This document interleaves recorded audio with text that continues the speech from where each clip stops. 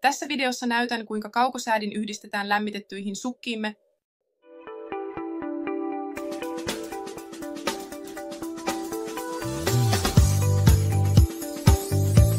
Hei, olen Lopke. Haluatko tietää, kuinka yhdistät kaukosäätimen lämmitettyihin sukkiisi? Jatka katsomista, sillä aion kertoa sinulle kaiken siitä. Periaatteessa kaukosäädin on jo yhdistetty sukkiin, joten sinun ei tarvitse huolehtia siitä. Mutta jos yhteys on katkennut, esimerkiksi koska olet vaihtanut kaukosäätimen paristot, tai koska olet saanut uuden kaukosäätimen, tämä ohje on sinulle tarkoitettu.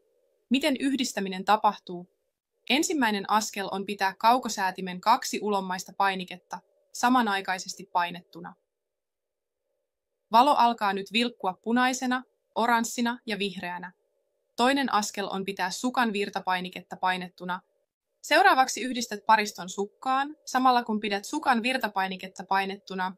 Sukan LED-valo alkaa nyt myös vilkkua punaisena, oranssina ja vihreänä.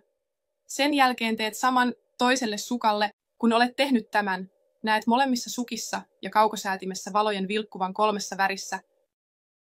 Voit nyt painaa mitä tahansa kaukosäätimen painiketta ja valita halutun lämpötila-asetuksen. Jos valitset korkeimman lämpötila-asetuksen, näkyviin tulee punainen valo, keskimmäisellä asetuksella oranssi valo ja vihreä valo osoittaa alhaisimman lämpötila-asetuksen. Sukassa näkyvät siniset valot osoittavat, kuinka paljon energiaa paristossa on jäljellä.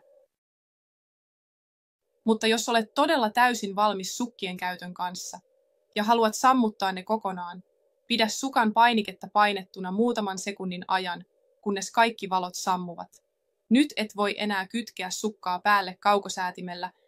Muuten sukkia voidaan käyttää myös ilman kaukosäädintä. Painamalla lyhyesti sukan painiketta voit vaihtaa lämpötila-asetuksia.